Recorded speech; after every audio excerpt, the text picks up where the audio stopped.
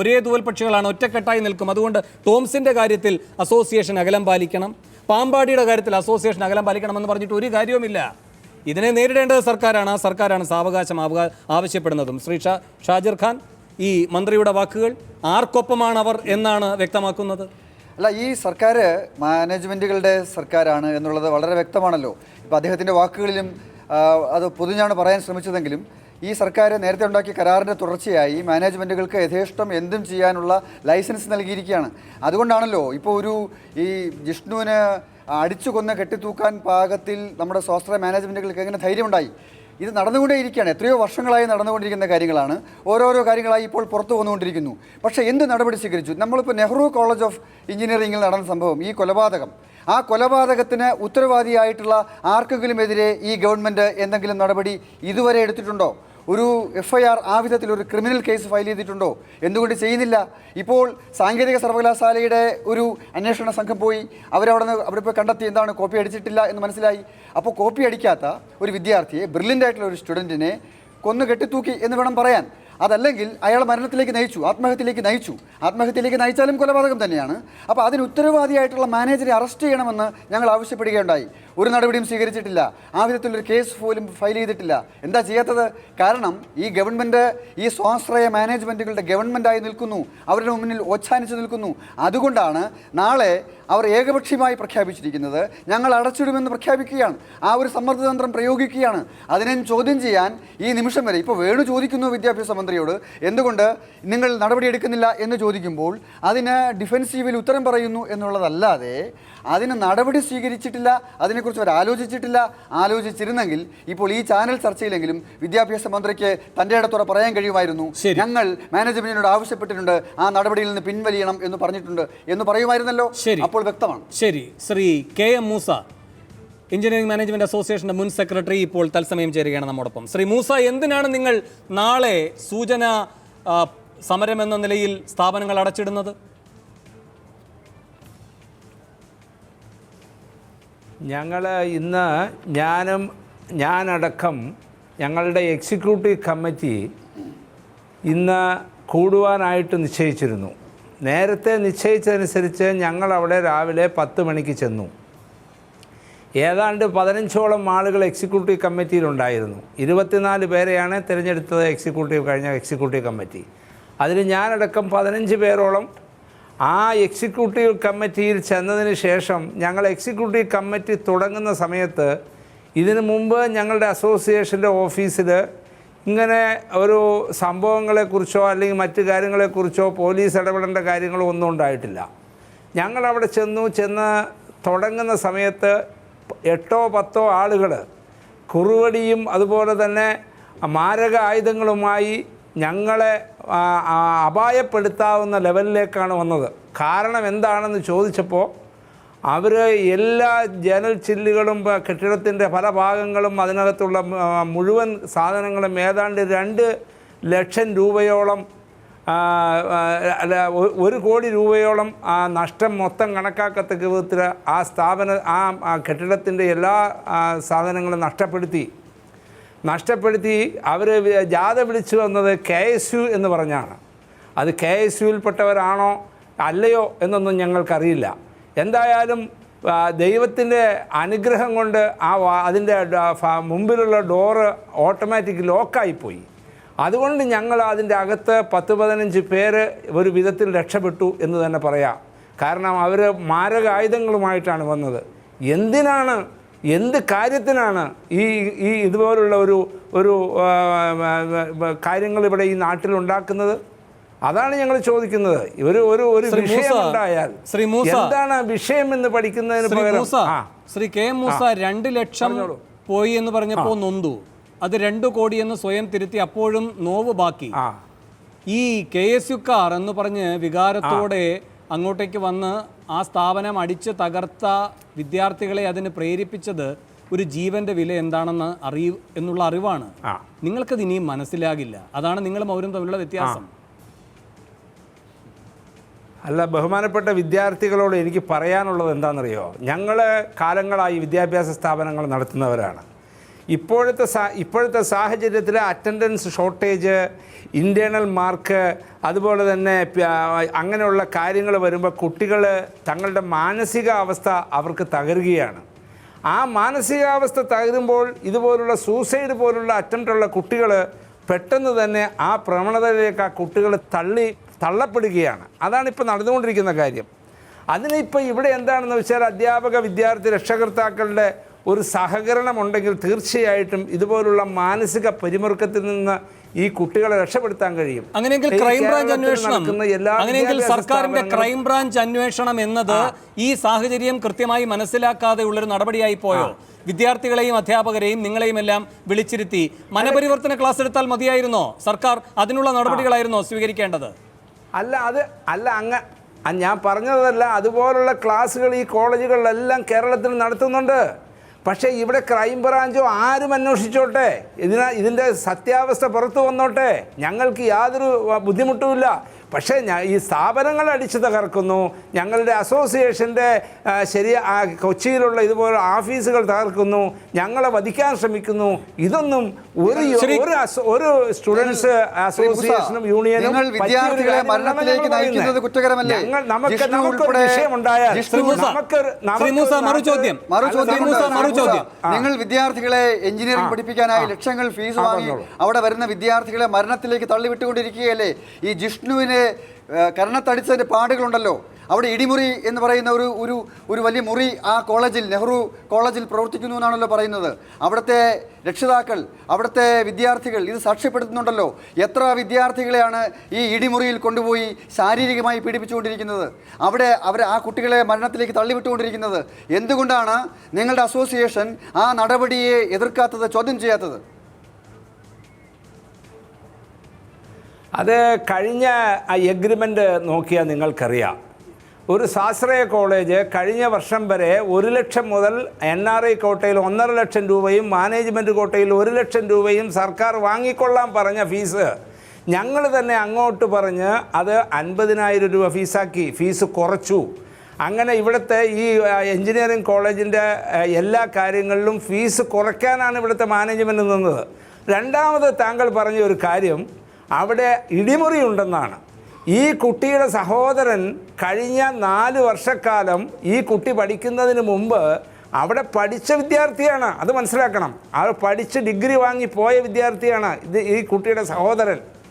അമ്മയുടെ ജ്യേഷ്ഠത്തിയുടെ മകൻ അവിടെ പഠിച്ച് അവിടെ നിന്ന് ഡിഗ്രി വാങ്ങിപ്പോയി.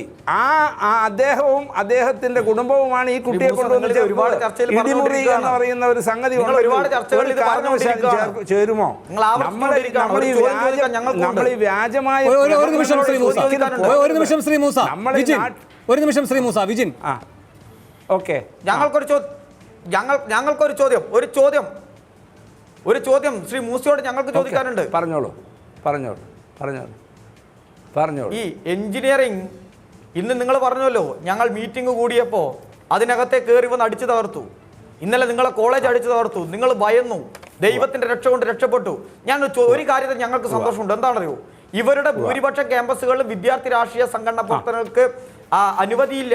വിദ്യാർത്ഥികൾ സമരത്തിന് വേണ്ടി മുദ്രാവാക്യം വിളിച്ചാൽ ആ വിദ്യാർത്ഥികളെ സസ്പെൻഡ് ചെയ്യുക, ഡീബാർ ചെയ്യുക, അവർക്ക് ഫൈൻ കൊടുക്കുക. ആ എഞ്ചിനീയറിംഗ് അധികാരികൾക്ക് തന്നെ മർദ്ദനമേക്കുമെന്ന ഘട്ടത്തിൽ നിങ്ങൾ സമരം നടത്തുന്നു. നല്ല കാര്യം തന്നെയാണ്. ഞങ്ങൾക്ക് അക്കാര്യത്തിൽ നല്ല സന്തോഷമുണ്ട്. നിങ്ങൾ അത് നടത്തും. പിന്നെ നിങ്ങൾ ഒരുപാട് ചർച്ചകളിലെ ഈ പ്രവണത, ആത്മഹത്യാ പ്രവണത എന്ന് പറയും. ഞാൻ ചോദിക്കട്ടെ, നിങ്ങൾ എന്താ ചെയ്യുന്നത്? ഞങ്ങൾ വിദ്യാർത്ഥികളെ തല്ലിത്താർക്കാൻ വന്നു. നിങ്ങളെ ചോദിക്കട്ടെ, അവിടെ ഗുണ്ടകളെ വെച്ച് ഇടിക്കുമ്പോൾ, ഗുണ്ടകളെ വെച്ച് വിദ്യാർത്ഥികൾ ഇടിക്കുന്ന ഘട്ടത്തിൽ അവരുടെ ശബ്ദമുയർത്താൻ നിങ്ങൾ എന്താ ചെയ്യുന്നത്? അല്ലെങ്കിൽ നിങ്ങൾക്കെതിരെ ഒരു ശബ്ദമുയർത്ത ഗുണ്ടകളെ വെച്ച് ഇടിക്കൽ. നിങ്ങൾ പറഞ്ഞു ഇടിമുറിയില്ല, ഇടിമുറിയുണ്ട്. നിങ്ങളില്ല എന്നങ്ങനെ പറഞ്ഞു പോകും. ചാനൽ ചർച്ചയിൽ വന്ന് നിങ്ങൾ എങ്ങനെ പറഞ്ഞു പോകും? നിങ്ങൾ ആരെ സംരക്ഷിക്കാൻ ഈ നിലപാട് സ്വീകരിക്കുന്നത്? അപ്പോൾ ഒരു കാര്യത്തിൽ ഞങ്ങൾക്ക് സന്തോഷം. കാരണം എന്താ അറിയോ, നിങ്ങളും സമരം പ്രഖ്യാപിച്ചുവല്ലോ. നിങ്ങളുടെ പല ക്യാമ്പസുകളിലും വിദ്യാർത്ഥികൾ സമരം ചെയ്യാൻ വന്നാൽ അനുവദിക്കില്ല, വിദ്യാർത്ഥി രാഷ്ട്രീയമില്ല. ഒടുവിൽ നിങ്ങൾക്ക് അടി കിട്ടുമെന്ന് വരുമ്പോൾ നിങ്ങൾ സമരം പ്രഖ്യാപിക്കുന്നു. പിന്നെ എങ്ങനെ വിദ്യാർത്ഥികൾ അതിനകത്ത് ഗുണ്ടകളുടെ ഇടിവായിക്കുമ്പോൾ സമരം ചെയ്യാതിരിക്കുക? നിങ്ങൾക്ക് അപ്പോൾ ഡി ബാർ, അപ്പോ സസ്പെൻഷൻ. ഏതായാലും അക്കാര്യത്തിൽ സന്തോഷമുണ്ട് ശ്രീ മൂസ. അക്കാര്യം നിങ്ങൾ പറയരുത്, ആത്മഹത്യാ പ്രവണത നിങ്ങൾ പറയരുത്. വിദ്യാർത്ഥിയെ തല്ലിക്കൊന്നു എന്നിട്ട് ആത്മഹത്യാ പ്രവണത എന്നാണ് നിങ്ങൾ ചാനൽ ചർച്ചയിൽ വന്ന് പറയുന്നത്. അവരും സമരരംഗത്തേക്ക് വരുന്നു എന്നതൊരു ഗുണകരമായ മാറ്റമായി വിജയൻ എന്തായാലും കാണണ്ട. ഇനി അത് വിപരീതാർത്ഥത്തിലാണ് പറഞ്ഞെങ്കിൽ പോലും അതൊരു വാദഗതിയായി പോലും ശരി ശരി ഷമീർ നരിക്കാട് ശരി ഷമീർ നരിക്കാട് ഷമീർ നരിക്കാട് ശരി രാഷ്ട്രീയമില്ല, ശരി അതിലേക്ക് വരാം, ഒന്നും ചെയ്തുകൂടാ. അവര് കാശ് കുറയുന്നു, അവർക്ക് പണം കിട്ടാതാകുന്നു, അപ്പൊ സമരം എന്ന മാർഗം അവരെടുക്കുകയാണ്. ഞങ്ങൾ അനുവദിക്കില്ല, അനുവദിക്കാൻ പറ്റുന്നതല്ല. അങ്ങനെ അടച്ചിടാൻ നിങ്ങൾക്ക് പറ്റുമോ? കേരളത്തിൽ ആരെയാ നിങ്ങൾ വെല്ലുവിളിക്കുന്നത്? ശ്രീ മൂസക്ക് എന്നല്ല, ഒരു മാനേജ്മെന്റ് അസോസിയേഷൻ ഞങ്ങൾ അനുവദിക്കില്ല. ഞങ്ങൾ വിദ്യാർത്ഥികൾ എവിടെയുണ്ട്, വിദ്യാർത്ഥികൾ എവിടെയുണ്ട്, ശക്തമായ സമരങ്ങൾ ഏറ്റെടുക്കും. ശരി, ശ്രീ ഷമീർ നരിക്കാട്, ഇവിടെ ശ്രീ KM മൂസ പറയുകയാണ് ഇടിമുറികളില്ല, ഒരു തരത്തിലുള്ള ശാരീരികമോ മാനസികമോ ആയ പീഡന മുറകൾ ഈ സ്ഥാപനങ്ങളിലില്ല. അങ്ങൊരു വിദ്യാർത്ഥിയുടെ രക്ഷകർത്താവാണ്, അങ്ങ് പറഞ്ഞു വന്നത് ഇത്തരം കാര്യങ്ങൾ മറ്റൊരു കോളേജിൽ നടക്കുന്നു, അങ്ങയുടെ കുട്ടി പഠിക്കുന്ന കോളേജിൽ നടക്കുന്നു എന്നാണ്. എന്താണത്? ഇവിടെ ഈ മാനേജ്മെൻറ്റ് അസോസിയേഷൻ ഞാൻ നേരത്തെ പറഞ്ഞതുപോലെ എല്ലാ മാനേജ്മെൻറ്റിനെയും സംരക്ഷിക്കുക എന്ന ഒരു നയം സ്വീകരിച്ചിരിക്കുന്നു എന്നാണ് ഇവിടെ എനിക്ക് മനസ്സിലാക്കാൻ കഴിയുന്നത്. അതായത് ഇവിടെ പാമ്പാടി കോളേജിൽ ഇടിമുറിയുടെ കാര്യം മാത്രമേ പുറത്തു വന്നിട്ടുള്ളൂ. ഞാൻ മാനേജ്മെൻറ്റ് അസോസിയേഷൻ്റെ ആ ഭാരവാഹിയോട് ചോദിക്കും, നിങ്ങൾ മറ്റക്കര ടോംസ് എഞ്ചിനീയറിംഗ് കോളേജിൽ നിങ്ങൾ വരിക, അവിടുത്തെ രക്ഷകർത്താക്കളോട് നിങ്ങൾ സംസാരിക്കുക, അവിടുത്തെ വിദ്യാർത്ഥികളോട് നിങ്ങൾ ചോദിക്കുക, നിങ്ങൾ അതുപോലെ തന്നെ ആ നാട്ടുകാരോട് ചോദിക്കുക.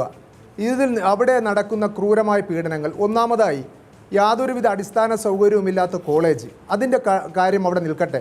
പിന്നെ ഫീസിൻ്റെ കാര്യം പറഞ്ഞല്ലോ, യാതൊരു മാനദണ്ഡവുമില്ലാതെ സർക്കാരിൻ്റെ യാതൊരു നിയമങ്ങളും അനുസരിക്കാതെയുള്ള രീതിയിലാണ് അവിടെ തോന്നുന്നത് പോലെയാണ് ഫീസ് സൗജന്യമുള്ള കുട്ടികളിൽ നിന്ന് പോലും 65,000-75,000 രൂപ വാങ്ങിക്കുകയാണ്.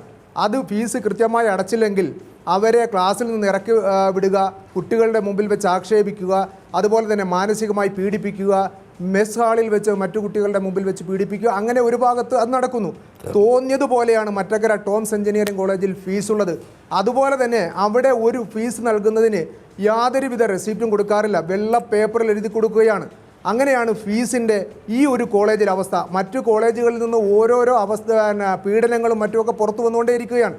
ഇത് ഒരു ഒറ്റപ്പെട്ട സംഭവമല്ല, പാമ്പാടി കോളേജിലോ മറ്റക്കര കോളേജിലോ ഒറ്റപ്പെട്ട സംഭവമല്ല. അനവധി സ്വാശ്രയ മാനേജ്മെൻറ്റ് എഞ്ചിനീയറിംഗ് കോളേജിൽ നിന്ന് ഇനിയും പുറത്തു വരാനുള്ള ഒരുപാട് പീഡനങ്ങളുടെ കഥയുണ്ട്.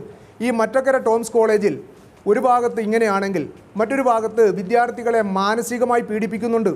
പാമ്പാടി കോളേജിൽ നടന്ന ഇടിമുറി മാത്രമല്ല, ഇവിടെ അധ്യാപകരും അതുപോലെ തന്നെ ചെയർമാൻ്റെ നേതൃത്വത്തിലാണ് ഇവിടെ പീഡനങ്ങൾ നടക്കുന്നത്.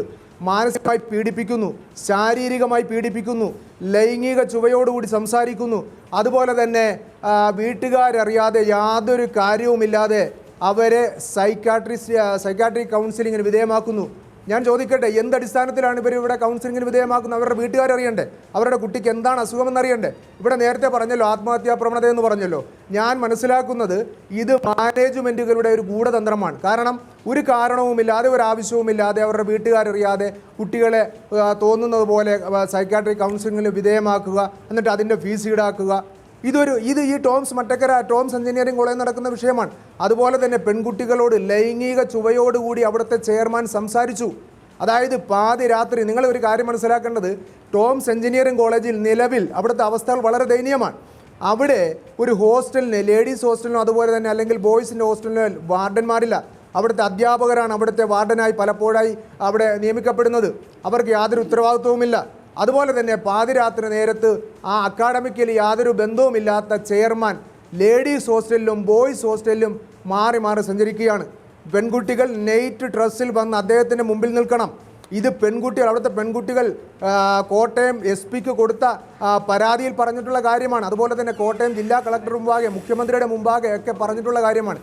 നൈറ്റ് ഡ്രസ്സിൽ വന്ന് അദ്ദേഹത്തിൻ്റെ മുമ്പിൽ നിൽക്കുകയും അദ്ദേഹത്തെ ആ പെൺകുട്ടികളുടെ വസ്ത്രത്തിലേക്ക് നോക്കി എന്തെങ്കിലും പ്രിൻ്റ് ചെയ്തിട്ടുണ്ടെങ്കിൽ, ആ ഡ്രസ്സിൽ എന്തെങ്കിലും പ്രിൻ്റ് ചെയ്തിട്ടുണ്ടെങ്കിൽ അത് നോക്കി അതിന് കമൻറ്റ് പാസ്സാക്കുകയും അതുപോലെ തന്നെ നിങ്ങൾക്കൊക്കെ ബോംബെയിൽ ചുവന്ന തെരുവിൽ പോയിക്കൂടെ എന്നുള്ള രീതിയിലുള്ള സംസാരങ്ങൾ ഉണ്ടായിട്ടുണ്ട് അവിടെ. അതുപോലെ തന്നെ അവിടെ ഇത്തരം സംസാരങ്ങൾ മാത്രമല്ല, ദുരൂഹമായ ഒരുപാട് മരണങ്ങൾ അവിടെ സംഭവിച്ചിട്ടുണ്ട്.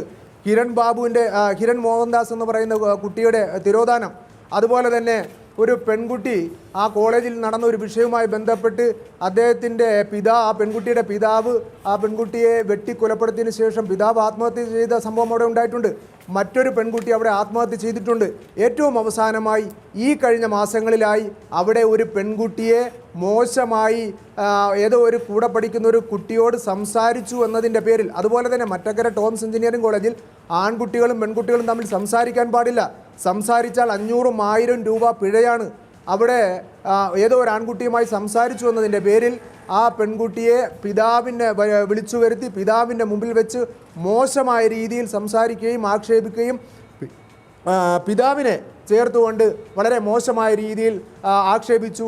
അതിൻ്റെ പേരിൽ ആ പെൺകുട്ടി ആ പിതാവിൻ്റെ മുമ്പിൽ വെച്ച് പൊട്ടിക്കരയും 2 തവണ ബാത്റൂമിലെ ഫിനോയിൽ കഴിച്ചുകൊണ്ട് ആത്മഹത്യക്ക് ശ്രമിക്കുകയും ചെയ്തു. ഇവിടെ ജിഷ്ണു ആത്മഹത്യ ചെയ്ത സംഭവമാണ് ഇപ്പോൾ ഇവിടെ ഇതിങ്ങനെ ആളിക്കത്തുന്നത്. പക്ഷേ ടോംസ് എഞ്ചിനീയറിംഗ് കോളേജിൽ നിരവധി ദുരൂഹ മരണങ്ങൾ നടന്നിട്ടുണ്ട്, കാണാതാകലുകൾ നടന്നിട്ടുണ്ട്. ഏറ്റവും അവസാനമായ ഒരു പെൺകുട്ടി അവിടെ 2 തവണ ആത്മഹത്യക്ക് ശ്രമിച്ചു, മരിച്ചില്ല എന്നുള്ളത് ആ കുട്ടിയുടെയോ അല്ലെങ്കിൽ ആ കുട്ടിയുടെ കുടുംബക്കാരുടെയോ ഭാഗ്യമാണ്. അതുപോലെ തന്നെ കഴിഞ്ഞ 2 മാസമായി തുടർച്ചയായി വിദ്യാർത്ഥികളെ കോളേജിൽ അവധി ദിവസങ്ങളടക്കം 2 മാസമായി കോളേജിൽ നിന്ന് അവധിക്ക് വീട്ടിൽ പോകാൻ അനുവദിച്ചിരുന്നില്ല. പരീക്ഷ മാറ്റിവെച്ചതിനെ തുടർന്ന് അവർ പലപ്പോഴായിട്ട് ചെയർമാനോട് ആവശ്യപ്പെട്ടു ഞങ്ങൾക്ക് വീട്ടിൽ പോയി വരണമെന്ന്. അങ്ങനെ അവർ ക്രിസ്മസ് വെക്കേഷൻ ഇഷ്ടമുള്ളവർക്ക് പോകാമെന്ന് പറഞ്ഞതിൻ്റെ അടിസ്ഥാനത്തിൽ അവർ പോയി. തിരിച്ചു വന്നപ്പോൾ അവരെ രക്ഷകർത്താക്കളില്ലാതെ കയറ്റുകയില്ല. അതുപോലെ തന്നെ 3000 രൂപ യാതൊരു കാരണവുമില്ലാതെ 3000 രൂപ ഫൈൻ അടക്കണം. ആ ഫൈൻ അടച്ചില്ല എങ്കിൽ ഒരു കാരണവശാലും കോളേജിൽ കയറ്റുകയില്ല, ഹോസ്റ്റലിൽ കയറ്റുകയില്ല എന്ന് പറഞ്ഞുകൊണ്ട് കാസർഗോഡ് നിന്നും കണ്ണൂരിൽ നിന്നും വയനാട്ടിൽ നിന്നും വന്ന പെൺകുട്ടികളെ അടക്കം പാതിരാത്രി ഏകദേശം 6 മണി 7 മണിക്ക് ഹോസ്റ്റലിൽ നിന്ന് അല്ലെങ്കിൽ കോളേജിൽ നിന്ന് ഇറക്കി വിടുന്ന ഒരു അവസ്ഥയുണ്ടായി. ആ നാട്ടുകാർ അല്ലെങ്കിൽ അവിടെ പഠിക്കുന്ന മറ്റു വിദ്യാർത്ഥികളുടെ രക്ഷിതാക്കളാണ് അവർക്ക് പോകാനുള്ള വണ്ടിക്കൂലിയും ഭക്ഷണവും അതുപോലെ തന്നെ അവർക്ക് വീട്ടിലേക്ക് ഫോൺ ചെയ്യാനുള്ള സൗകര്യവും കൊടുത്തത്. അങ്ങനെ പെൺകുട്ടികളെ പോലും അസമയത്ത് പാതിരാത്രിക്ക് ഇറക്കി വിടുന്ന രീതിയിൽ ക്രൂരമായ രീതിയിലാണ് പെൺകുട്ടികളോട് പോലും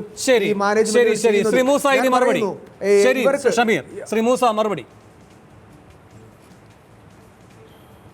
അത് നമ്മുടെ സുഹൃത്ത് പറഞ്ഞത്, അങ്ങനെ എന്തെങ്കിലും കാര്യങ്ങളുണ്ടെങ്കിൽ ഇവിടെ ഒരു ഗവൺമെൻറ് ഉണ്ട്, ഇവിടെ ഒരു യൂണിവേഴ്സിറ്റി ഉണ്ട്, ടെക്നോളജിക്കൽ യൂണിവേഴ്സിറ്റി ഉണ്ട്, സംസ്ഥാന സർക്കാരുണ്ട്, all India council for technical education ഉണ്ട്. ഇവർക്കെല്ലാം അതുപോലെ തന്നെ ജെയിംസ് കമ്മിറ്റി ഉണ്ടായിരുന്നു. എന്ത് പരാതിയും സ്വീകരിക്കാൻ ഇതുവരെ ജെയിംസ് കമ്മിറ്റി ഉണ്ടായിരുന്നു. ഇപ്പോൾ പുതിയതായിട്ട് രാജേന്ദ്രബാബു കമ്മീഷൻ വന്നിട്ടുണ്ട്. ഇതെല്ലാം എന്ത് വിഷയമുണ്ടായാലും ഇതിനെല്ലാം അതിന് പറ്റിയ അതോറിറ്റികൾ ഇന്ന് നാട്ടിലുണ്ട്. ആ അതോറിറ്റിക്ക് കൊടുത്തു കഴിഞ്ഞ് പരാതികൾ കൊടുക്കാം. ആ പരാതി കേട്ടതിന് ശേഷം ആ അതോറിറ്റിക്ക് തീരുമാനമെടുക്കാം.